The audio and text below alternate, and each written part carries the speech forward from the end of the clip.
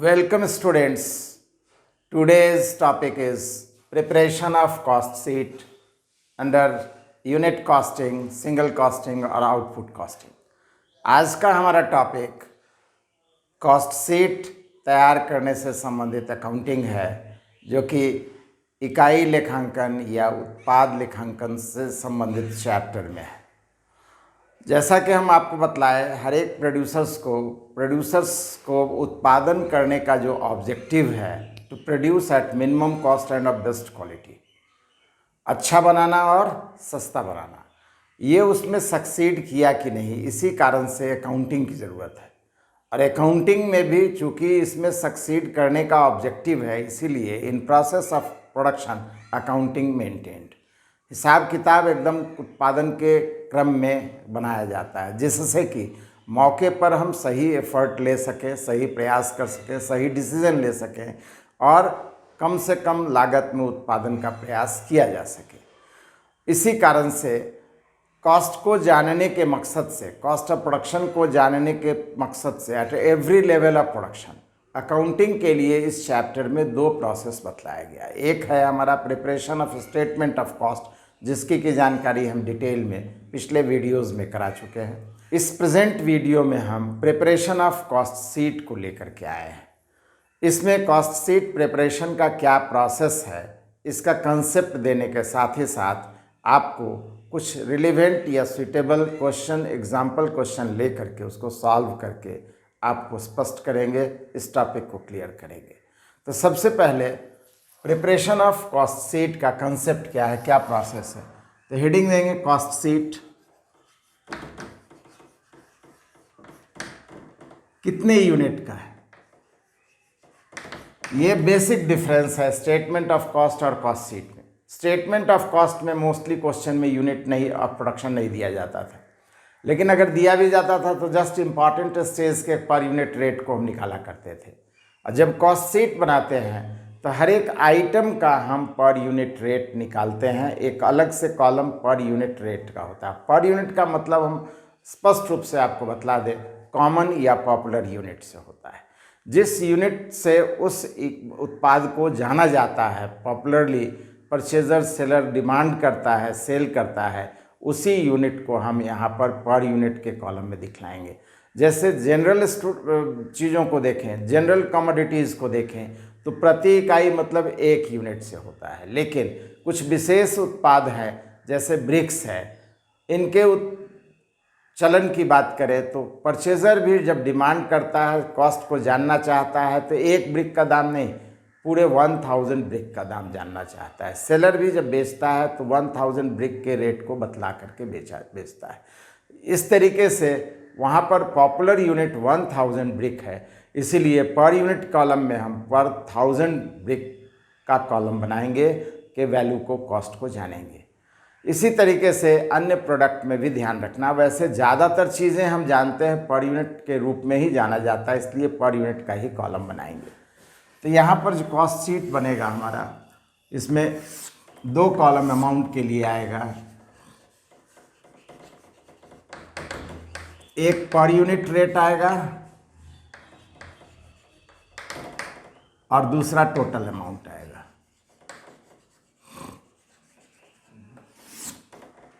और एक column particular का रहेगा। बनाने के प्रोसेस में कोई डिफरेंस नहीं है। जैसे हम स्टेटमेंट ऑफ कॉस्ट बनाए, उसी तरीके से यहाँ पर भी सबसे पहले मटेरियल को हम शो करेंगे। मटेरियल का जो भी अमाउंट है, यूनिट से हम डिवाइड देंगे तो पर यूनिट रेट निकल जाएगा। वेजेस का इसी तरीके से जो भी अमाउंट है, यूनिट से हम इसमें डिवाइड देंगे तो हमारा पर यूनिट रेट निकल जाएगा। इस तरीके से आ गया हमारा प्राइम कॉस्ट। अब आपकी मर्जी, टोटल जो अमाउंट है, टोटल अमाउंट का प्राइम कॉस्ट जो वैल्यू है, उसको आप यूनिट से डिवाइड करके पर यूनिट ले लीजिए, या इन दोनों की टोटलिंग करेंगे तो भी पर यूनिट निकल जाएगा। इसके बाद हमारा लिखा जाता है फैक्ट्री ओवरहेड या फैक्ट्री ऑन कॉस्ट। इसको जब हम कंबाइन करते हैं, यूनिट से डिवाइड देंगे तो पर यूनिट निकल जाएगा, तो फैक्ट्री कॉस्ट आ गया, या वर्क्स कॉस्ट आ गया, या मैन्युफैक्चरिंग कॉस्ट आ गया। इसके बाद ऑफिस ओवरहेड या एक्सपेंसेस को हम ऐड करेंगे, यूनिट से डिवाइड करेंगे तो पर यूनिट रेट आ जाएगा, और इसको प्लस करने पर जो वैल्यू आएगा वो हमारा हो जाएगा ऑफिस कॉस्ट या cost of production.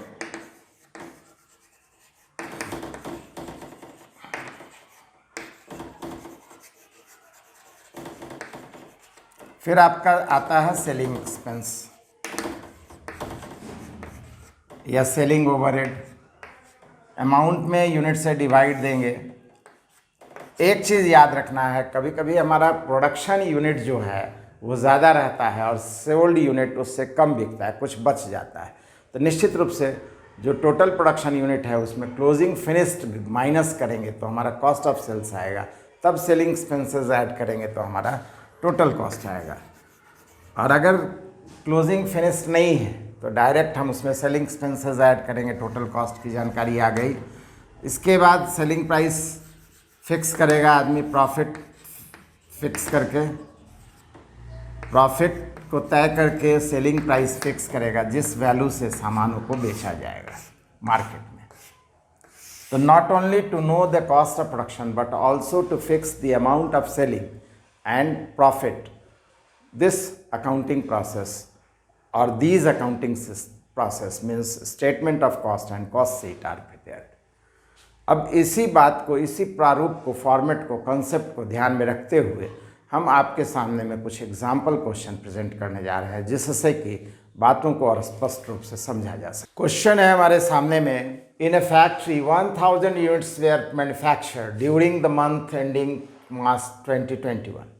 From the following information obtained from costing records, prepare cost sheet. Raw material consumed 5,000, office overhead rupees 2,000, direct labor rupees 4,000, selling overhead rupees 1,000, factory overhead rupees 2,000, direct expenses rupees 1,000. Starting है, beginning है, इसलिए एक simple question से पहले हम इसको clear कर दे जा रहे हैं। इसके बाद एक डिफ़िकल्ट क्वेश्चन भी हम आपके सामने में लेंगे। तो फिलहाल इससे हमें बनाने के लिए बोला है कॉस्ट शीट। हेडिंग देंगे हम cost sheet for 1000 units of production for the month ended March 31st, 2021। Particulars में सबसे पहले हम स्टेप में अकाउंटिंग करते हैं, तो सबसे पहला पॉइंट्स जो दिया गया है उसमें से रॉ मटेरियल कंज्यूम्ड का स्थान आता है। तो सबसे पहले रॉ मटेरियल कंज्यूम्ड,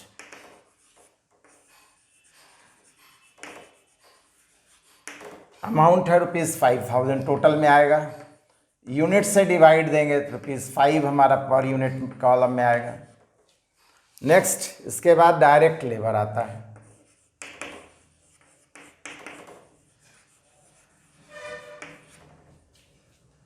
₹4000,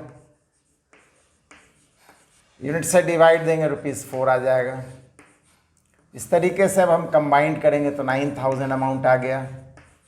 1000 से डिवाइड देंगे तो ₹9 आएगा, या टोटल कर देंगे तब भी ₹9 आ गया। ये हमारा क्या आ गया, prime cost.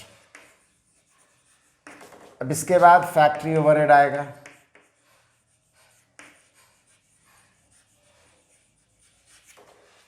Factory overhead amount ₹2000, rate हो गया 1000 से डिवाइड देंगे तो ₹2। नेक्स्ट है डायरेक्ट एक्सपेंसेस। डायरेक्ट एक्सपेंसेस को यूज़ हम प्राइम कॉस्ट से पहले भी कर सकते हैं, वैसे यहाँ भी करने में कोई गलती नहीं है। डायरेक्ट एक्सपेंस 1000, इस तरीके से अमाउंट हमारा ₹1 आ गया पर यूनिट। तो 9 2 11 12 12,000 आ गया।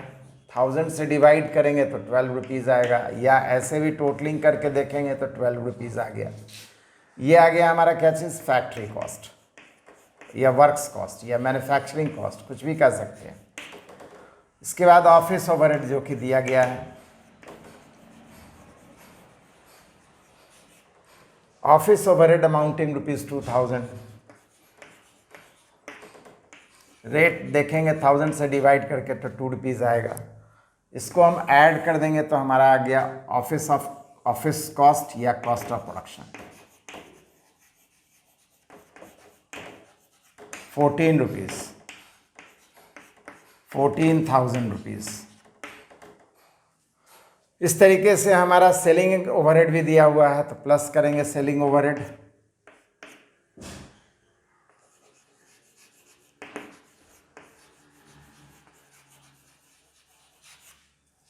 ₹1,000, ₹1 पर यूनिट हो गया। इसकी टोटलिंग करेंगे तो अमाउंट आ गया 15,000, ₹15 पर यूनिट। ये हो गया हमारा टोटल कॉस्ट। इसके बाद प्रॉफिट और सेलिंग इन्फॉर्मेशन कुछ है ही नहीं, इसका मतलब यही रिज़ल्ट हो गया हमारा फाइनल रिज़ल्ट। यहीं तक इसका कॉस्ट शीट में प्रिपरेशन होगा। इस तरीके से पर यूनिट रेट देख रहे हैं, हमारा प्रोडक्शन में आ रहा है, कॉस्ट टोटल कॉस्ट आ रहा है ₹15, अमाउंट में 15,000। इसके बाद अगर आगे क्वेश्चन बोलता, सेलिंग प्राइस बोलता, तो प्रॉफिट ऐड करके सेलिंग प्राइस निकाल देते, या प्रॉफिट नहीं देता सेलिंग प्राइस देता तो डिफरेंस से हमारा सेलिंग प्राइस निकल जाता। तो फिलहाल जो इन्फॉर्मेशन हमको प्रेजेंट किया गया था क्वेश्चन में, उससे कॉस्ट शीट का प्रिपरेशन इस तरीके से कंप्लीट होता है। Now the second question is, in a factory 2,000 units were manufactured during the month ending March 2021 and 1,800 units were sold. Other details were raw material, direct wages, machine hour rate, machine worked hour, machine hour rate, office overhead 10%, works cost, selling overhead ₹1 per unit. You are required to prepare cost sheet with the help of details given above. इस तरीके से इस question में जो जानकारी दी गई है, हमें प्रिपेयर करना है कॉस्ट शीट। एक नई जानकारी इसमें है, दो नई बातें हैं बल्कि कहेंगे। एक machine work hour, machine hour rate, एक इन्फॉर्मेशन ये इससे रिलेटेड है। हम जानते हैं मशीन का यूज़ फैक्ट्री में होता है, इसलिए मशीन से रिलेटेड जितने भी एक्सपेंसेस हैं हम उसको मालूम करके फैक्ट्री ओवरहेड की जगह पर लिखेंगे। दूसरी बात बोला गया है, ये तो सिंपल है, office overhead 10% of works cost. तो वर्क कॉस्ट मालूम होने के बाद ही ऑफिस ओवरहेड के लिखने का जगह आता है।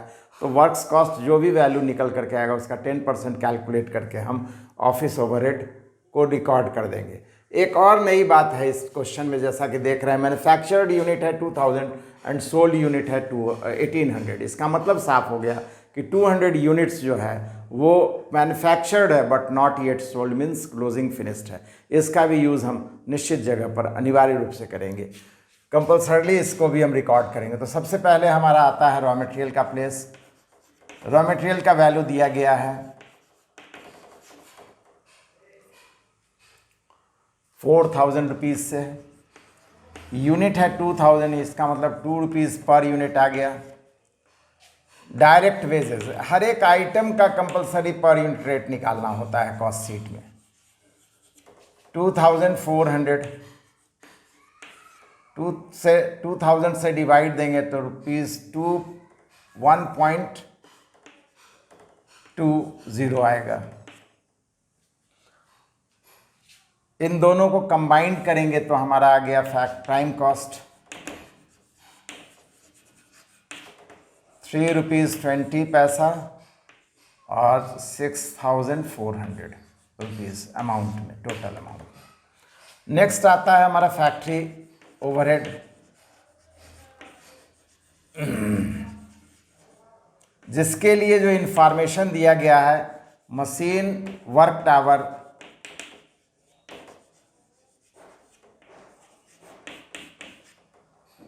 400 at the rate ₹2 per hour। ये फैक्ट्री से रिलेटेड एक्सपेंस है, इसलिए फैक्ट्री प्लेस में जाएगा, ₹800 आता है। इसको 2,000 से डिवाइड करेंगे तो 40 पैसा पर यूनिट आएगा। यहाँ तक को कंबाइंड करेंगे तो 7,200 आ गया, ₹3.60 आ गया। ये क्या आया? फैक्ट्री कॉस्ट या वर्क्स कॉस्ट। इसके बाद ऑफिस ओवरहेड का स्थान आता है, जो कि क्लियरली मेंशन है, 10% ऑफ वर्क्स कॉस्ट जो आ गया उसका 10%।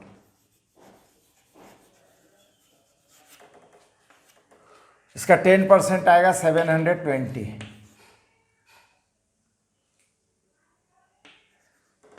और ये जब डिवाइड करेंगे हम 2,000 से तो 36 पैसा आएगा। यहाँ तक के वैल्यू को कंबाइंड करेंगे तो आ गया हमारा ऑफिस कॉस्ट या कॉस्ट ऑफ प्रोडक्शन।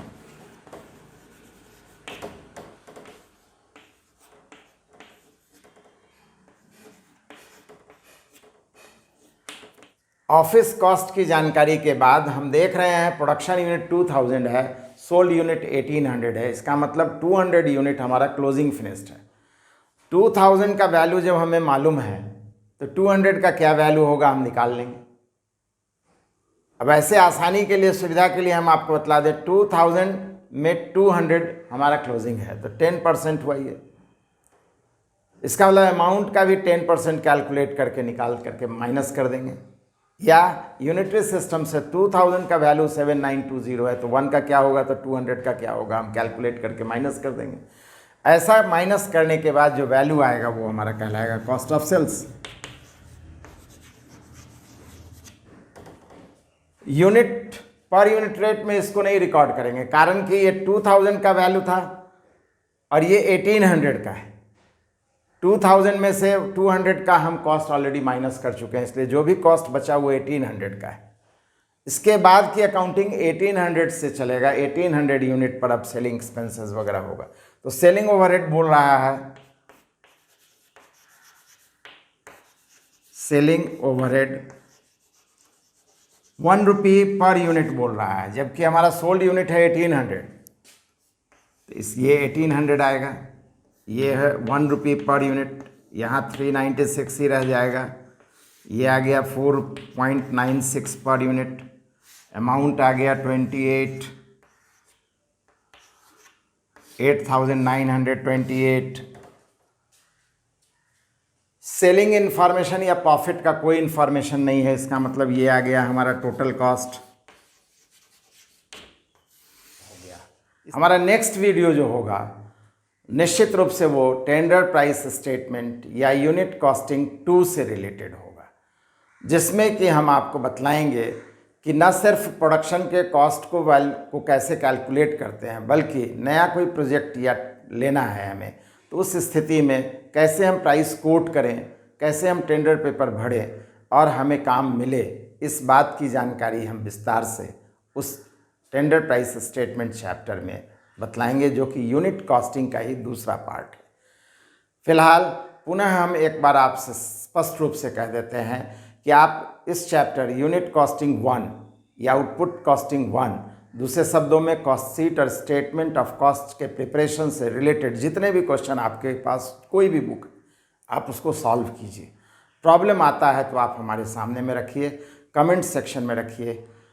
और साथ ही साथ अब तक अगर आप सब्सक्राइब नहीं किए हैं हमारे चैनल को तो आवश्यक रूप से सब्सक्राइब कीजिए हमारे चैनल को, हमारे वीडियोस को शेयर कीजिए, ज़्यादा से ज़्यादा लाइक कीजिए। Thank you.